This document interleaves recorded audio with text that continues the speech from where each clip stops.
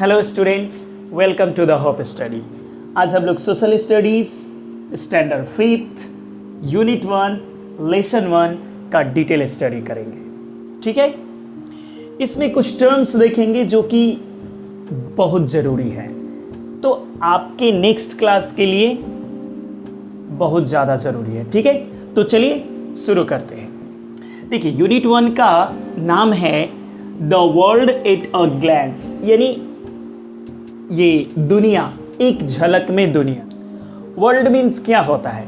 देखिए, वर्ल्ड जो वर्ड आया है वो आया है वेरूल्ड वर्ड से, ठीक है, जिसका मीनिंग होता है एज ऑफ मैन। ठीक है, तो यानी कि वो प्लेस जहां पे एज ऑफ मैन हो, यानी कि इंसान का युग हो, उस प्लेस को हम लोग बोलेंगे वर्ल्ड। ठीक है, तो अभी तक साइंटिस्ट को जितना कुछ पता चला है, सिर्फ अर्थ है, सिर्फ अर्थ एक ऐसी प्लेस है या एक ऐसे ऑब्जेक्ट है इस यूनिवर्स में जहाँ पे एज ऑफ मैन है, यानी कि इंसानों का युग है, यानी इंसानी सभ्यता है, ह्यूमन सिविलाइजेशन है। इसलिए सिर्फ अर्थ को हम लोग क्या बोलते हैं? वर्ल्ड। अर्थ को छोड़कर बाकी किसी भी प्लैनेट को हम वर्ल्ड नहीं बोल सकते। एलोन मस्क का जो प्रोजेक्ट है उसके अकॉर्डिंग मार्स पे शायद इंसान 50 साल बाद या 100 साल बाद जाकर रहने लगे तो कितने वर्ल्ड हो जाएंगे इस यूनिवर्स में? 2। एक तो अर्थ, क्योंकि यहाँ पे भी इंसान रहेंगे, और दूसरा मार्स, तो 2 वर्ल्ड हो जाएंगे। तो कोई भी यूनिवर्स का वो प्लेस या ऑब्जेक्ट जहाँ पे एज ऑफ मैन हो, यानी इंसान रहते हो, ठीक है, तो उस प्लेस को, उस ऑब्जेक्ट को, या वो प्लैनेट है तो उस प्लैनेट को बोलेंगे वर्ल्ड। तो एक कॉन्सेप्ट आप याद रखिएगा। ग्लैंस मीन्स होता है झलक। ठीक है, इसमें कुछ पॉइंट्स हैं, हम लोग डिस्कस करते। देखिए, a planet is a body in space that moves around the stars and gets light from it. देखिए, यहाँ पे दिया हुआ है कि वो बॉडी, वो ऑब्जेक्ट जो कि किसी स्टार के चारों तरफ मूव करती हो, उसको हम लोग बोलेंगे प्लैनेट। तो देखिए, ये कंप्लीट नहीं है, थोड़ा मैं बता दूँ, सुन लीजिए। देखिए, इंटरनेशनल एस्ट्रोनॉमिकल यूनियन है ना, 2006 अगस्त में इन लोगों ने क्राइटेरिया बनाया कि किस ऑब्जेक्ट को हम प्लैनेट बोलेंगे। तो देखिए, सन के चारों ओर मूव करता हो वो ऑब्जेक्ट, ठीक है, ठीक है, और वो अपने ऑर्बिट में मूव करना चाहिए, अपने, उसका अपना रास्ता हो, किसी और प्लैनेट के रास्ते में नहीं जाना चाहिए। First point. सेकेंड पॉइंट, उस ऑब्जेक्ट के अंदर इतना ग्रेविटी हो कि खुद को बांध करके रख सके। ठीक है, यानी कि कोई और उसमें से टुकड़ा टुकड़ा इधर उधर बिखरे नहीं। ठीक है, अपने आप को बिल्कुल अच्छी तरह से बिल्कुल बांध करके, बॉन्ड करके रख सके। ठीक है, इतना ग्रेविटी हो। तीसरा क्राइटेरिया क्या है? वो अपने जिस वो रास्ते पे मूव कर रही है ऑर्बिट पे, वो ऑब्जेक्ट, उस रास्ते को साफ सुथरा रखे। ठीक है, तो इतने सारे क्राइटेरिया, और उसको लाइट मिलता हो उस स्टार से। ठीक है, ये सारा क्राइटेरिया अर्थ कंप्लीट करती है। ये अपने ऑर्बिट में मूव करती है, इसके अंदर इतना ग्रेविटेशनल फोर्स है कि इसका एक भी टुकड़ा इधर उधर बिखर कर नहीं जाता है, कोई इसको खींच नहीं सकता है यूं ही, और ये अपने ऑर्बिट को साफ भी रखती है। ठीक है, तो अर्थ को हम लोग प्लैनेट बोलते हैं इसीलिए। नेक्स्ट, अर्थ, हाँ, इसको वर्ल्ड भी बोलते हैं। वर्ल्ड क्यों बोलते बता दिया, ह्यूमन बींग्स है यहाँ से। नेक्स्ट है, the sun and the moon look like balls hanging in the sky. देखिए, सन एंड मून एक आसमान में लटका हुआ जैसा दिखता है, बट ऐसा नहीं है। सब एक दूसरे से ग्रेविटेशनल फोर्स से अटैच हैं, जुड़े हुए। चलिए, तो फ्लैटेन, हाँ, यहाँ पे एक चीज़ है, और earth is also round like a ball. नहीं, ये बॉल की तरह नहीं है अर्थ। आप 5 में हो, 5th में हो, तो मैं आपको बता दूँ यहाँ सच्चाई। देखिए, अर्थ का एक्चुअल शेप तो जियोइड है। जियोइड का एग्जाम्पल क्या है? आपका फेस। आप यहाँ से लेकर के पूरा इसको बोलो जियोइड। तो ये स्फेरिकल दिख रहा है क्या, ये गोल दिख रहा है क्या? नहीं, कहीं ऊंचा है, कहीं पे गड्ढा है, कहीं पे मतलब है ना उबड़ खाबड़। हाँ, नॉर्थ पोल और साउथ पोल पे थोड़ा पिचका हुआ है। The globe is a small model of the earth. Globe word पे अभी हम लोग जाएंगे। हाँ, ग्लोब ये अर्थ नहीं है, लेकिन ग्लोब स्मॉल मॉडल है, मतलब नमूना है, यानी कि एग्जाम्पल है कि ऐसी ही अर्थ है। ठीक है, अर्थ ऐसी दिखती है, ऐसी है अर्थ, तो ये नमूना है ग्लोब अर्थ का। चलिए नेक्स्ट है द शेप। और earth is so big that we can't look. हाँ देखिए, अर्थ इतनी बड़ी है कि हम एक बार में देख नहीं सकते, फोटो भी नहीं देख सकते एक बार में। इमेज अगर ग्लोब का लेंगे तो, क्योंकि कोई भी गोल टाइप की चीज़ का हाफ पार्ट हमारे नज़र के दूसरे तरफ होता है, तो एक बार में अगर देखना है पूरे अर्थ को तो क्या है तरीका? मैप तो फ्लैट होता है ना, मतलब सपाट होता है, तो उसको तो हम लोग देख सकते हैं, उसमें हम अर्थ को देख सकते हैं, एक नज़र में देख सकते हैं। ओके, और मैप से स्टडी करना ज़्यादा इजी है, मैप को कैरी करना भी इजी है। नेक्स्ट है, तो इसलिए मैप से हम लोग अंडरस्टैंड कर सकते हैं अर्थ को बहुत ही आसानी से। ठीक है, now if you look at a map, हाँ मैप में जब आप देखोगे ना तो कई तरह के सिंबल, पॉइंट, लाइन, ये सब कलर, अलग अलग कलर दिखेगा, तो सबका मीनिंग होता है। ओके, तो अगर आप मीनिंग समझ जाते हो और आपको मैप देखने आता है, आप यकीन मानिए जिस तरह से इंग्लिश वर्ल्ड की लैंग्वेज है, इंटरनेशनल लैंग्वेज है, मैप उससे भी एक कदम आगे है, क्योंकि इंग्लिश तो सिर्फ बात करने में, ये सब में हेल्प करेगी, किसी वर्ड को समझने में हेल्प करेगी, बट मैप तो एक्चुअली आपको बता देगा, इंफॉर्मेशन देगा। इतना सा मैप आपको उस स्टेट का, डिस्ट्रिक्ट का, कंट्री का हर चीज़ बता देगा। तो मैप इंटरनेशनल लैंग्वेज है। ओके, द ग्लोब, ये ग्लोब वर्ड मीन्स क्या होता है?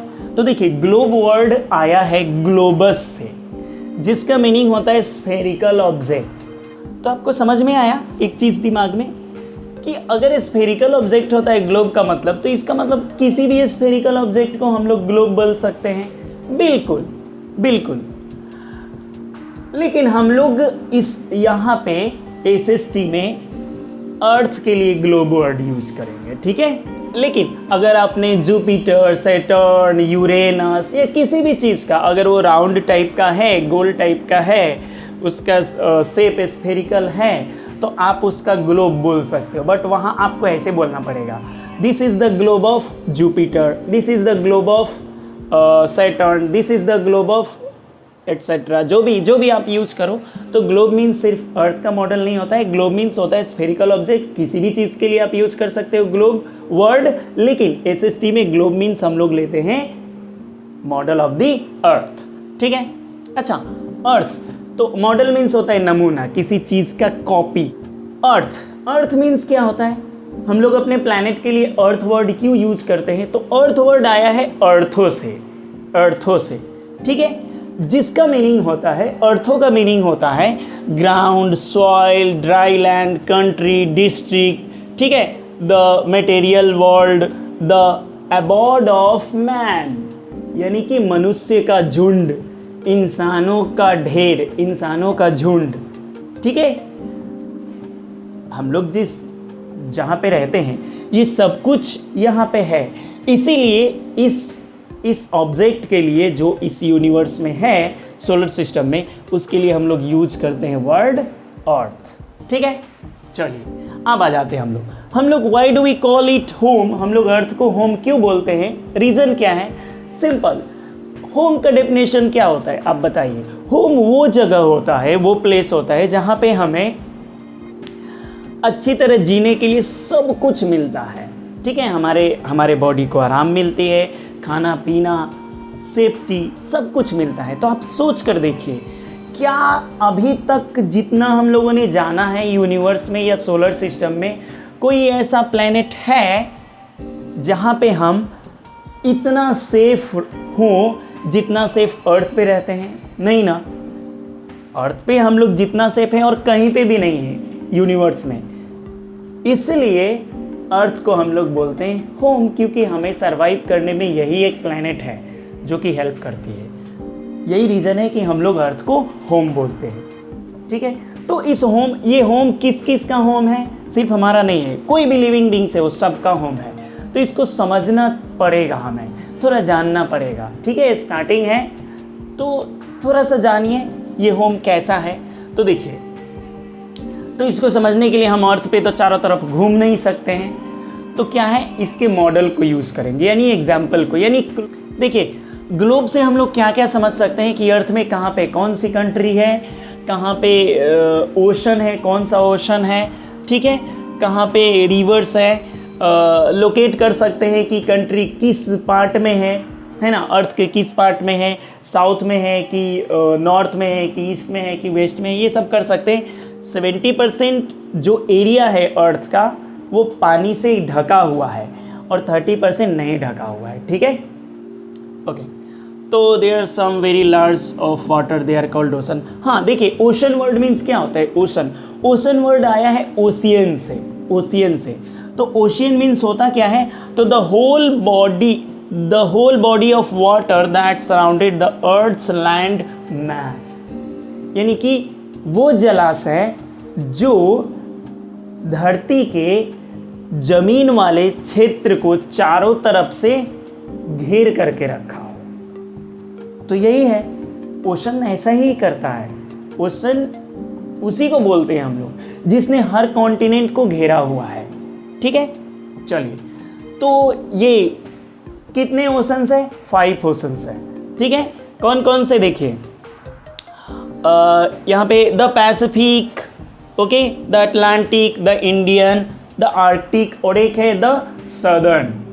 नेक्स्ट है कॉन्टिनेंट। ये वर्ड को समझिए, कॉन्टिनेंट वर्ड को समझिए। कॉन्टिनेंट वर्ड जो आया है, कॉन्टिनेंट, वो किससे आया है? कॉन्टिनेंट्स से आया है, कॉन्टिनेंट्स। देखिए, हम बोलते हैं कॉन्टिनेंट्स, ट बोलते हैं लास्ट में, बट ये वर्ड बना है कॉन्टिनेंट्स से, नेंस, जिसका मीनिंग होता है कंटिन्यूअस ट्रैक्ट ऑफ लैंड, यानी कि लगातार वो बड़ी ज़मीन, जो मतलब लगातार ज़मीन ही हो। ठीक है, ये नहीं कि कुछ समय के बाद कुछ घंटे कंप्लीट हो जाए, ख़त्म हो जाए, नहीं, वो एक बहुत बड़ा एरिया होना चाहिए। ठीक है, तो वो लैंड एरिया, बहुत बड़ा लैंड एरिया जो कि किसी ना किसी ओशन से घिरा हुआ हो, उसको बोलते हैं हम लोग कॉन्टिनेंट्स। ओके, तो ये कितने हैं? 7 कॉन्टिनेंट्स हैं, आपको पता ही है। Europe, Asia, Africa, North America, South America, Antarctica and Australia. Okay, now देखिए, have you wondered that the bottom of ocean? हाँ, क्या आपको ये जानकर आश्चर्य हुआ? थोड़ा सा अमेजिंग, आप एकदम से चौंक जाओगे जानकर कि जिस तरह की दुनिया हम लोग यहाँ ऊपर देखते हैं ना, अर्थ के ऊपर, बिल्कुल ऐसे ही ओशन के अंदर भी है। जैसे कहीं पे क्या है, माउंटेन है, कहीं पे प्लेट्यू है, कहीं पे प्लेन एरिया है, कहीं पे हिल है, ये सब ओशन के अंदर है, समुद्र के अंदर है, ये सब कुछ बना हुआ है अंदर, ये महासागर के अंदर। शी मीन्स समुद्र, ओशन मीन्स महासागर। ठीक है, प्लेन्स, प्लेट्यू, डीप वैली है, वैली भी है उसमें, घाटी एकदम। तो लार्जेस्ट कॉन्टिनेंट है एशिया और स्मॉलेस्ट कॉन्टिनेंट है ऑस्ट्रेलिया। ठीक है, और नेक्स्ट है डीपेस्ट ओशन है पैसिफिक, और सबसे बड़ी वाली भी है, सबसे बड़ी और सबसे गहरी जो ओशन है वो है पैसिफिक, और सबसे छोटी वाली ओशन और सबसे कम गहरी वाली ओशन है Arctic. Okay, the point, wow, the point at the top of the globe is called the North Pole. देखिए, हाँ, तो यहाँ पे पोल मीन्स क्या होता है? तो देखिए, पोल वर्ड जो बना है, पोल, वो बना है पोलूस से, पोलूस, जिसका मीनिंग होता है एंड ऑफ एन एक्सिस, यानी कि एक्सिस का एंड पॉइंट। ठीक है, तो वही तो था यहाँ पे, एक्सिस का एंड पॉइंट। ये एक्सिस है, इसका एंड पॉइंट यहाँ है, तो इसको बोलेंगे पोल। और क्योंकि ये नॉर्थ में है तो इसीलिए बोलते हैं इसको नॉर्थ पोल। इस एक्सिस का, ये इमेजिनरी एक्सिस है अर्थ का, इसका एंड पॉइंट है ये, तो इसको बोलेंगे पोल। ठीक है, और क्योंकि ये साउथ में है इसलिए इसको बोलते हैं साउथ पोल। ठीक है, चलो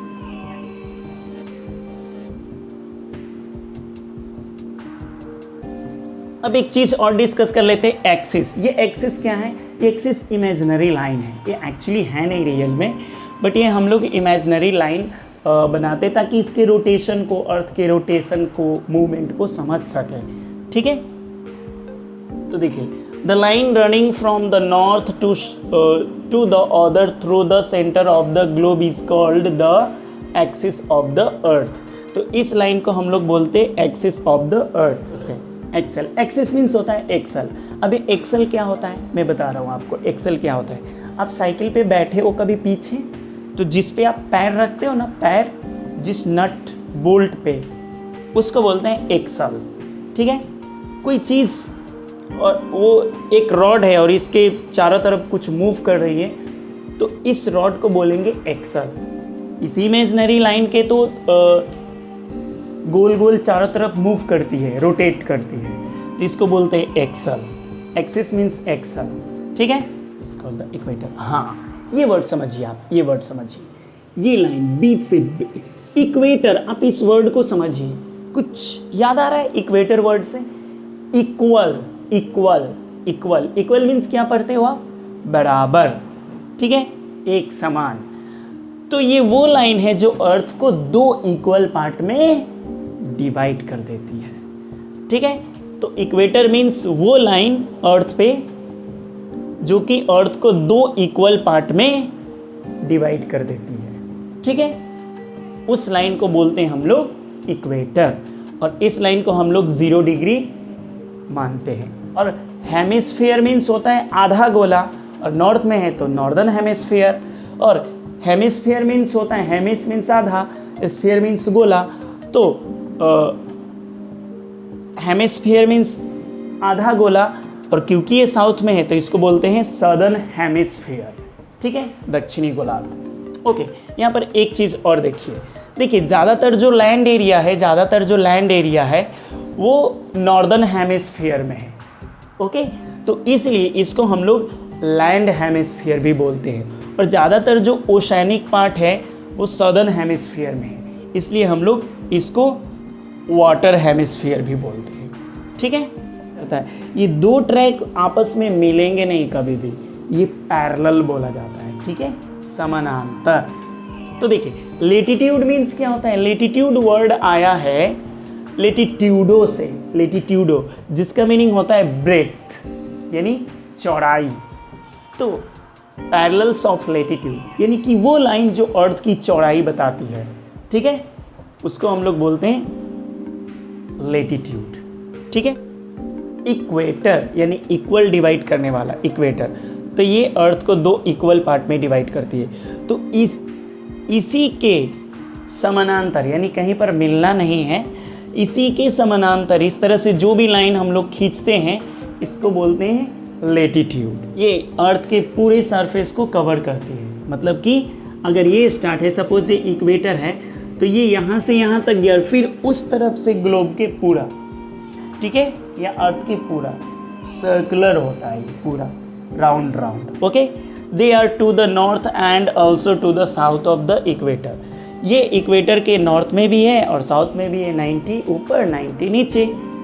दे all are parallel to one another, they never. हाँ, ये पैरेलल है, बिल्कुल रेलवे ट्रैक की तरह, ये कहीं भी मिलते नहीं है, एक दूसरे से मैच नहीं करते हैं। ओके, नेक्स्ट है this lines are in full circle. ये बिल्कुल सर्कल होता है, ये बिल्कुल सर्कल होता है, अभी मैंने बता दिया, बिल्कुल सर्कल होता है। आप एक यहाँ पे देख लीजिए, 80 डिग्री वाला गोल है एकदम, एक तो दिख रहा है एटलीस्ट इसमें। ओके, नेक्स्ट है they decrease in size as we move away. हाँ देखो, इक्वेटर से जैसे जैसे आप ऊपर की तरफ जाओगे तो ये सर्कुलर लाइन छोटा होता जाएगा, और इक्वेटर से नीचे भी आप जैसे जैसे आओगे ये लेटिट्यूड छोटा होता जाता है। ओके, छोटा होता जाता है। देखिए, the shortest of this circle are in fact north circle. हाँ, वही साउथ पोल और नॉर्थ पोल का भी तो मैंने बात किया। कि वो सर्कल की तरह है ही नहीं, क्योंकि वो बिल्कुल ऊपर है, पॉइंट है, एक बिंदु की तरह है। बट बोलना पड़ता है लैटिट्यूड। वैसे हम लोग नॉर्थ पोल साउथ पोल से उसको इंडिकेट करते हैं। ओके, चलिए 7th है, the equator is the longest of all the circle. हाँ बिल्कुल, तो ये बिल्कुल बीच में है, तो सबसे बड़ा है सर्कल। इक्वेटर बिल्कुल बीच में है ना, ऊपर एकदम इक्वल है, बिल्कुल बीच में, इसलिए सबसे बड़ा लैटिट्यूड यही हुआ, द लॉन्गेस्ट लैटिट्यूड। ओके,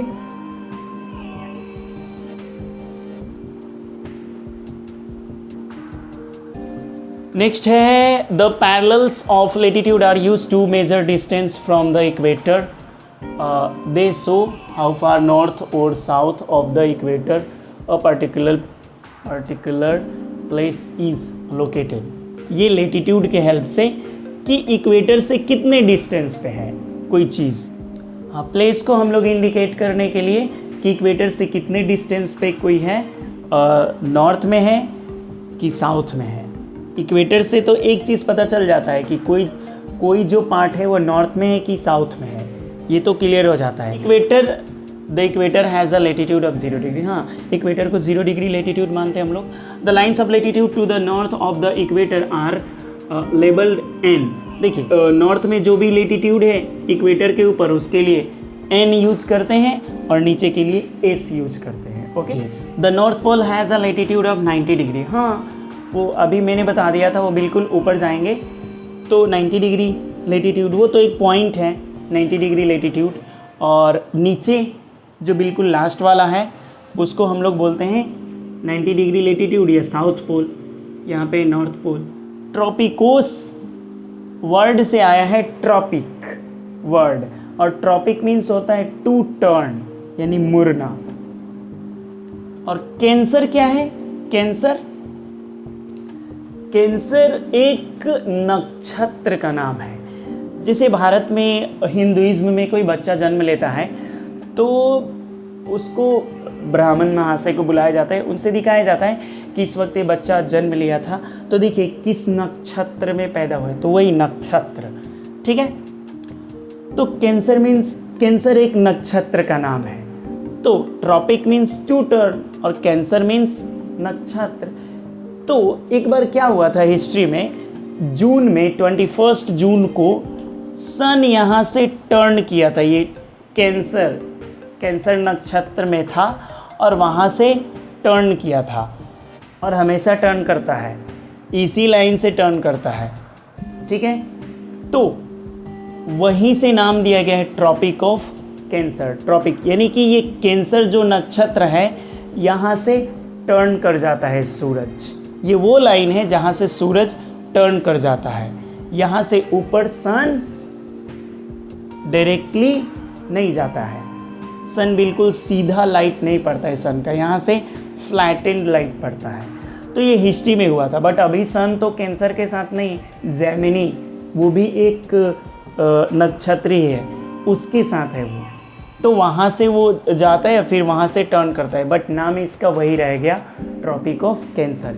यानी कि अर्थ का वो लाइन, ग्लोब का वो लाइन जो कि जहाँ से सन टर्न कर जाता है, उस लाइन को बोलते हैं हम लोग, ये नॉर्थ में, उस लाइन को बोलते हैं हम लोग Tropic of cancer. Tropic means to turn, Cancer एक नक्षत्र है, वहाँ से हिस्ट्री में सन टर्न किया था जून के मंथ में, तो इस लाइन का नाम रख दिया गया ट्रॉपिक ऑफ कैंसर। बिल्कुल ऐसे ही ट्रॉपिक ऑफ कैप्रिकॉर्न। तो ट्रॉपिक मीन्स टू टर्न, मुड़ना, मुड़ जाना, और कैप्रिकॉर्न ये भी एक नक्षत्र था। ये 2000 साल पहले की बात है, 2000 ईयर्स अगो। यहाँ से दिसंबर मंथ में टर्न कर गया था सन, इस कारण से कैप्रिकॉर्न ये इस नक्षत्र के साथ था, बट अभी यहाँ नहीं है, इस नक्षत्र के साथ नहीं है, कैप्रिकॉर्न के साथ नहीं है, बट टर्न यहीं से करता है। तो इस कैप्रिकॉर्न नक्षत्र के कारण इस लाइन का नाम रख दिया गया ट्रॉपिक ऑफ कैप्रिकॉर्न। ठीक है, ट्रॉपिक मीन्स टर्न, कैंसर नक्षत्र है, और ये वो जगह है जहाँ से सन वापस टर्न कर जाता है। इसलिए इस लाइन का नाम रख दिया गया ट्रॉपिक ऑफ कैंसर नॉर्थ में, और साउथ वाले का ट्रॉपिक ऑफ कैप्रिकॉर्न। ठीक है, ये ठंडी में यहाँ से सन वापस जाता है। ओके, ये वो एरिया है Tropic of cancer, Tropic of Capricorn, जिसके बीच में ही सन रहता है हमेशा। यानी कि ये अगर सनलाइट है, ये सनलाइट है, अगर सपोज यहाँ से सनलाइट आ रहा है तो सन देखिए लास्ट यहीं तक आएगा, सन यहाँ तक नहीं आता है, बिल्कुल सामने सामने। लाइट तो जाती है इधर भी, लेकिन बिल्कुल सामने से जो 90 डिग्री एंगल बनाते हुए या बिल्कुल स्ट्रेट लाइट सन का हेड के ऊपर, सिर के ऊपर बिल्कुल यहीं तक आता है। यहाँ से इक्वेटर, इक्वेटर से ये ट्रॉपिक ऑफ कैंसर, फिर ट्रॉपिक ऑफ कैंसर से इक्वेटर, इक्वेटर से ट्रॉपिक ऑफ कैप्रिकॉर्न, इसी तीनों लाइन पे मूव करता रहता है। ठीक है, ये बाउंड्री है सन का, उससे ट्रॉपिक ऑफ कैंसर के ऊपर नहीं जा सकता, ट्रॉपिक ऑफ कैप्रिकॉर्न के नीचे नहीं आ सकता। तो ये आपने समझ लिया। आर्कटिक सर्कल, ये भी एक इम्पॉर्टेंट लाइन है। ये आर्कटिक जो ओशन है ना, उसके पास है ये लाइन, इसीलिए इसका नाम रख दिया गया है आर्कटिक सर्कल। और क्योंकि ये लेटीट्यूड की बात हो रही है तो सर्कुलर ही तो है लेटीट्यूड। ये ट्रॉपिक ऑफ कैंसर भी सर्कुलर ही है, इक्वेटर भी सर्कुलर ही है, ये सब लेटीट्यूड है। ट्रॉपिक ऑफ कैप्रिकॉर्न भी सर्कुलर ही है। अंटार्कटिक सर्कल क्यों नाम रखा गया आप खुद सोचिए, क्योंकि यहाँ अंटार्कटिक कॉन्टिनेंट पड़ता है, जो कॉन्टिनेंट ऑफ आइस है। ठीक है, वाइट कॉन्टिनेंट भी बोलते हैं उसको, तो इसलिए इस सर्कल का, इस लेटीट्यूड का नाम रख दिया गया है एक सर्कल। तो आपको लग रहा होगा कि ये एंगल कहाँ से आया लाइन में, है ना, ये 0 डिग्री भी कहाँ से आया। तो इसी 0 डिग्री से देखिए, ये 0 डिग्री हुआ 1 2 3 4 5 6 7 8 23, फिर इस तरह से 60 डिग्री, फिर इस तरह से 90 डिग्री, इस तरह से एंगल बना हुआ रहता है। आप ये इमेज देखिए। ठीक है, फिर यहाँ से देखिए, ये 0 डिग्री है तो 0 1 2 3 4 5 6 7 8 9 10 11, इस तरह से 90 डिग्री तक एंगल है, तो वही है एंगल। तो जो 66.5, ये इम्पोर्टेंट क्यों है इम्पोर्टेंट, इसको हम लोगों ने टेम्परेट जोन में बांटा हुआ है। सबसे गर्म वाला ये एरिया है ट्रॉपिक ऑफ कैंसर और ट्रॉपिक ऑफ कैप्रिकॉर्न के बीच में। ठीक है, उसके बाद आर्कटिक सर्कल से ट्रॉपिक ऑफ कैंसर और अंटार्कटिक सर्कल से Tropic of Capricorn, Arctic Circle से नॉर्थ पोल और अंटार्कटिक सर्कल से साउथ पोल। ये क्यों डिवाइड कर दिया है हम लोगों ने, ये अर्थ के टेम्परेट जोन को, टेम्परेचर वाले जोन को समझने के लिए हमने ये लाइन जो सन के एरिया के अकॉर्डिंग है और सनलाइट के बाउंड्री के अकॉर्डिंग है, सनलाइट के का लिमिटेशन के अकॉर्डिंग है, तो हमने ये लाइन को फिक्स किया हुआ है। ओके, चलिए, तो ये 23.5 डिग्री नॉर्थ पे है, ये ट्रॉपिक ऑफ कैंसर और 0 डिग्री इक्वेटर है, 23.5 डिग्री साउथ में Tropic of Capricorn, Antarctic Circle 66.5 degree, South Pole 90 degree south में, ये आर्कटिक सर्कल 66.5 डिग्री नॉर्थ में, नॉर्थ पोल 90 डिग्री नॉर्थ में। ओके, चलिए, लाइंस ऑफ लॉन्गिट्यूड। लॉन्गिट्यूड क्या होता है, तो लॉन्गिट्यूड वर्ड आया है लॉन्गिट्यूडो से, जिसका मीनिंग होता है लेंथ एंड टॉलनेस, यानी कि लेंथ, लंबाई या ऊंचाई बताने वाली लाइन। तो हम लोग अर्थ के लिए ये लॉन्गिट्यूड वर्ड यूज़ करते हैं, और एक्चुअली जो ये लॉन्गिट्यूड है ये यही तो बताती है, लेंथ ही तो बताती है एक तरह से अर्थ की। ठीक है, लॉन्गिट्यूड वर्ड आया है लॉन्गिट्यूडो से, जिसका मीनिंग होता है लेंथ एंड टॉलनेस, हाइट या लंबाई, ऊंचाई या लंबाई। ठीक है, तो नाउ देखते हैं हम लोग लॉन्गिट्यूड को कैसे। तो हम लोग ये ग्लोब पे, अगर आप ये देख पा रहे हो तो ये ग्लोब पे यहाँ से देखिए नॉर्थ पोल से साउथ पोल तक बहुत सारे लाइन खींचे गए हैं, ये सबको बोलते हैं हम लोग लॉन्गिट्यूड। ओके, चलिए, all these lines are of the same length. ये सारे लाइन्स सेम लेंथ के होते हैं। क्यों? क्योंकि नॉर्थ पोल से साउथ पोल ही जाते हैं सारे के सारे लाइन, और दे आर नॉट पैरेलल, ये पैरेलल नहीं होते हैं। ठीक है, और ये सब जाकर पैरेलल नहीं होते रेलवे ट्रैक की तरह, क्योंकि देखिए यहाँ से नॉर्थ पोल से निकलेगा साउथ पोल पे जा कर के मिल जाएगा, फिर इसके बगल वाला भी लॉन्गिट्यूड नॉर्थ पोल से निकलकर साउथ पोल पे मिल रहा है, तो पैरेलल नहीं होते, ये सेम साइज़ के होते हैं, इनकी लेंथ सेम होती है और ये सब जा कर के नॉर्थ पोल और साउथ पोल पे मिलते हैं। नाउ थर्ड देखिए, in all there are 360 meridians running from pole to pole. देखिए ये टोटल 360 होते हैं। 360 क्यों होते हैं? ये भी एक्चुअली एंगल ही हैं। कैसे एंगल होते हैं? बिल्कुल एक्सिस से लिया जाता है। एक्सिस जो अर्थ के अंदर है, ये एक्सिस इमेजनरी लाइन एक्सिस, वहाँ से लाइन खींचा जाता है इस तरह से। देखिए ये एक्सिस हो गया, अगर ये एक्सिस हो गया तो ये 0 डिग्री हुआ। 1 2 3 4 5 6 7 8 9 10 इस तरह से ये पूरा 360 लाइन खींचा गया है, जो कि एंगल है, एक एक एंगल है। ठीक है, ओके। ऑफ दिस मेरिडियंस, ये 360 मेरिडियंस हो गया पोल टू पोल, 360 लाइन है ये पूरा का पूरा। ओके, अब देखिए, off this meridians 180 are on the east and 180 are on the west of the chief meridian. देखिए ये चिप मेरिडियन है, मेन मेरिडियन, प्राइम मेरिडियन। तो ये प्राइम मेरिडियन है, यहाँ से दुनिया को 2 पार्ट में डिवाइड कर दिया गया है। देखिए इधर से राइट साइड ईस्ट मानते हैं हम लोग, लेफ्ट साइड वेस्ट। तो मेरिडियन के राइट साइड देखिए ईस्ट लॉन्गिट्यूड्स और मेरिडियन के लेफ्ट साइड वेस्ट लॉन्गिट्यूड्स, इस तरह से डिवाइड किया है हम लोगों ने। तो यहाँ मेरिडियन 0 डिग्री है, जैसे इक्वेटर 0 डिग्री था वैसे मेरिडियन यहाँ पे प्राइम मेरिडियन 0 डिग्री है।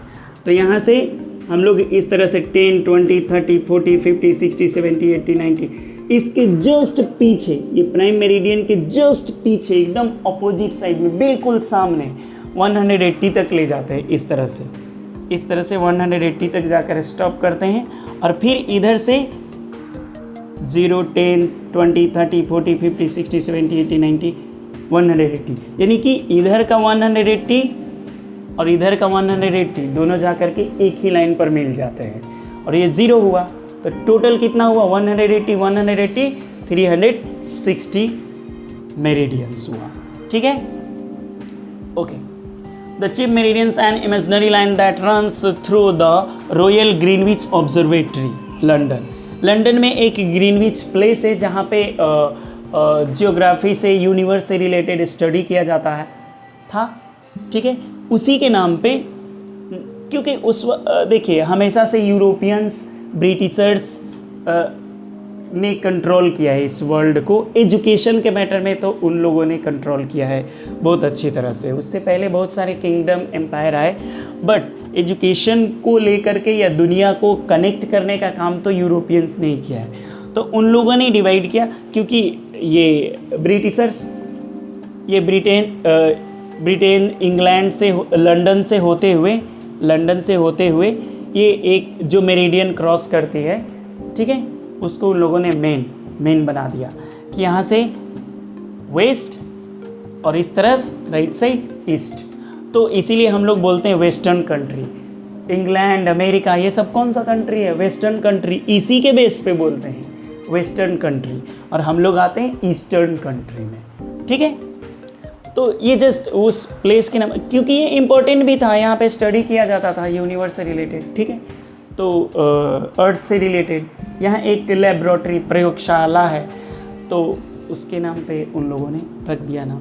ठीक है, next, just as the equator 0 degree, हाँ वैसे ही मेरिडियन भी, जैसे इक्वेटर 0 डिग्री था वैसे ही मेरिडियन भी 0 डिग्री है। ठीक है, चलिए नेक्स्ट है meridians that are to the east of the prime meridians are able. ये जो मेन मेरिडियन है प्राइम मेरिडियन, इसके ईस्ट वाले को ईस्ट लॉन्गिट्यूड्स बोलते हैं। जितने लॉन्गिट्यूड्स हैं या जितने मेरिडियंस हैं, ठीक है, मेरिडियन हम लोग लॉन्गिट्यूड को ही मेरिडियन तब से बोल रहे हैं।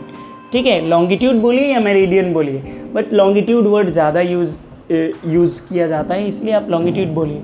ठीक है, तो इसके ईस्ट वाले को ईस्ट लॉन्गिट्यूड्स बोलते हैं और वेस्ट वाले को वेस्ट लॉन्गिट्यूड्स बोलते हैं। ठीक है, meridian show how far to the east और west of the prime meridians a place. हाँ देखिए, मेरिडियन से क्या पता चलता है?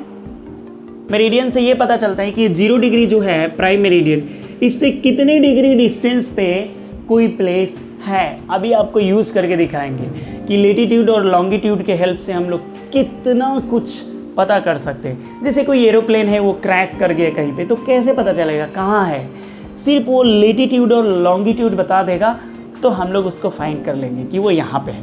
यहाँ पे एक एग्जाम्पल देखिए, चलिए। The chip meridians is an imaginary line. हाँ बिल्कुल ये इमेजिनरी है, ऐसा कोई अर्थ पे थोड़ी ना लाइन खींचा हुआ है लेटीट्यूड लॉन्गिट्यूड, ऐसा कोई लाइन नहीं है अर्थ पे। आप देखो अपने आसपास है क्या कोई लाइन, नहीं है। ये तो हम लोगों ने, साइंटिस्ट ने ऐसा डिज़ाइन किया है ग्लोब को ताकि हम लोग समझ पाए और हमें सहूलियत हो किसी जगह को समझने में, किसी जगह को ढूंढने में। ठीक है, देखिए the meridian 180 degree east and the meridians 180 degree west are the same line. इधर का 180 वेस्ट लॉन्गिट्यूड्स, ठीक है, और ईस्ट लॉन्गिट्यूड्स दोनों जाकर 180 दोनों एक दूसरे के ऊपर मिल जाते हैं। ये 0 डिग्री प्राइम मेरिडियन है 0 डिग्री लॉन्गिट्यूड को, और उधर 180 डिग्री लॉन्गिट्यूड को अगर मिला देते हैं हम लोग, ये 0 डिग्री हुआ और उधर का 180 डिग्री, जो इधर से जाकर 180 बना था और इधर से जाकर 180, तो ये दोनों जब मिला देंगे तो एक सर्कल पूरा बन जाएगा। ठीक है, पूरा का पूरा एक सर्कल बन जाएगा। ओके, तो वही बोला जा रहा है। एक चीज़ और समझ लेते हैं यहाँ पे।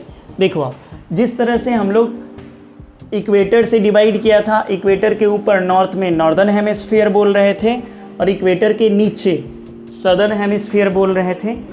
इक्वेटर के ऊपर जो है नॉर्दर्न हेमिस्फीयर बोल रहे थे हम लोग, बोलेंगे क्योंकि नॉर्थ वाला ये पार्ट हुआ, और इक्वेटर के नीचे सदर्न हेमिस्फीयर बोलेंगे क्योंकि नीचे साउथ वाला पार्ट हुआ। नॉर्थ वाले पार्ट को, इक्वेटर के ऊपर के नॉर्थ वाले पार्ट को नॉर्दर्न हेमिस्फीयर, इक्वेटर के साउथ वाले पार्ट को सदर्न हेमिस्फीयर बोलेंगे। ओके, बिल्कुल इसी तरह प्राइम मेरिडियन ये जो मेन लॉन्गिट्यूड है, इसके ईस्ट वाले पार्ट को बोलेंगे ईस्टर्न हेमिस्फीयर। यहाँ भी तो हाफ कर रहे हैं हम लोग, हाफ कर रहे हैं ना, बिल्कुल अर्थ को। हाफ मीन्स इक्वल होना चाहिए, बस आप ऊपर नीचे हाफ करो या बीच से हाफ करो। तो हेमी मीन्स हाफ है, स्फीयर मीन्स गोला, यानी गोले चीज का, किसी गोल चीज का आधा। तो ईस्ट वाले पार्ट को हम लोग ईस्टर्न हेमिस्फीयर बोलते हैं, और वेस्ट वाला जो पार्ट है आधा गोला अर्थ का आधा पार्ट, उसको वेस्टर्न हेमिस्फीयर बोलते हैं। ठीक है, अब आइए ग्रिड पे। ये इतना उतना कुछ हम लोगों ने समझा है सिर्फ इसको समझने के लिए। देखो कैसे। ग्रिड मीन्स क्या होता है? A system of lines to find the location. Grid means line का वो सिस्टम जो किसी जगह को फाइंड करने में, ढूंढने में मदद करता है। ठीक है, ठीक है। तो क्योंकि यहाँ अर्थ पे लाइन खींचा गया है, इसलिए इसको बोलते हैं हम लोग अर्थ ग्रिड। क्योंकि अर्थ पर के लाइन सिस्टम को हम लोग यहाँ पर यूज करेंगे, इसलिए बोलते हैं अर्थ ग्रिड। देखिए ये बहुत ही इंटरेस्टिंग है। देखो हर एक लाइन, चाहे वो लेटीट्यूड हो लॉन्गिट्यूड हो, हर लाइन इंटरसेक्ट कर रहा है, एक दूसरे को काट रहा है। ठीक है, ऐसे ही सब एक दूसरे को बिल्कुल 90 डिग्री एंगल पे काट रहे हैं। ठीक है, ये एक बहुत ही इंपॉर्टेंट चीज़ है, याद रखिएगा। ठीक है, तो ये लेटीट्यूड एंड लॉन्गिट्यूड एक दूसरे को काट करके एक ग्रिड बनाते हैं अर्थ पे, that is called earth grid. ठीक है, ये हमें किसी प्लेस को ढूंढने में हेल्प करता है। देखो कैसे हेल्प करता है। कहते हैं Delhi is about 28 degree north, यानी कि दिल्ली नॉर्दर्न हेमिस्फीयर में है, और कितने डिग्री लेटीट्यूड पे है? 28 डिग्री लेटीट्यूड पे है। तो ये है 28 डिग्री लेटीट्यूड। लेटीट्यूड हमेशा लेफ्ट टू राइट, और लॉन्गिट्यूड नॉर्थ टू साउथ, ऊपर से नीचे की तरफ आता है, लॉन्ग। ठीक है, अच्छा, तो 28 डिग्री नॉर्थ लेटीट्यूड पे है, 28 डिग्री लेटीट्यूड पे है, और 77 डिग्री लॉन्गिट्यूड पे है। तो ये 76 डिग्री है, और 76 के जस्ट बाद आता है 77। इस तरह से दिल्ली यहाँ पे होना चाहिए। ओके, बाकी आप जो भी दिया हुआ है यहाँ पे, आप ये मैप देखिए, और मैप में देख करके आप खुद से आप देखो आप चेन्नई किसके आसपास है? 12 डिग्री लेटीट्यूड के आसपास में है, आप देखो। ठीक है, और लॉन्गिट्यूड कौन सा है? लॉन्गिट्यूड है इसका 80 डिग्री, ठीक है। मुंबई कितने डिग्री लेटीट्यूड पे है, तो 20 डिग्री के जस्ट नीचे है। तो आप खुद से देखिए, थोड़ा सा आप लर्न कीजिए। 20 डिग्री के जस्ट थोड़ा सा नीचे यानी कि 18 के आसपास होगा लेटीट्यूड। और लॉन्गिट्यूड कितने डिग्री लॉन्गिट्यूड पे है, तो आप देखो 72 डिग्री लॉन्गिट्यूड के थोड़ा सा आगे है, तो 73-74 के आसपास में होगा, ठीक है। पुडुचेरी देखिए, पुडुचेरी या पौंडीचेरी बोलते हैं, तो पुडुचेरी कितने डिग्री लेटीट्यूड पे है, तो 12 डिग्री लेटीट्यूड पे है, ओके। और लॉन्गिट्यूड कितना है इसका, तो 80 डिग्री के जस्ट थोड़ा सा पहले है। तो 80 के जस्ट पहले क्या आता है, खुद से सोचो आप। भोपाल कितने डिग्री लेटीट्यूड पे है, तो ये देखिए भोपाल ये है 24 डिग्री लेटीट्यूड, उसके जस्ट नीचे भोपाल दिख रहा है, ठीक है। और लॉन्गिट्यूड कितने डिग्री लॉन्गिट्यूड पे है, तो 77 80 के जस्ट थोड़ा सा पहले है, ठीक है, यानी कि 79-78 के आसपास, ओके। आप थोड़ा सा सोचिए, खुद से ढूंढिए। Latitude left to right, okay, longitude up to down, ये ध्यान रखना है, okay. Thank you so much for watching this video.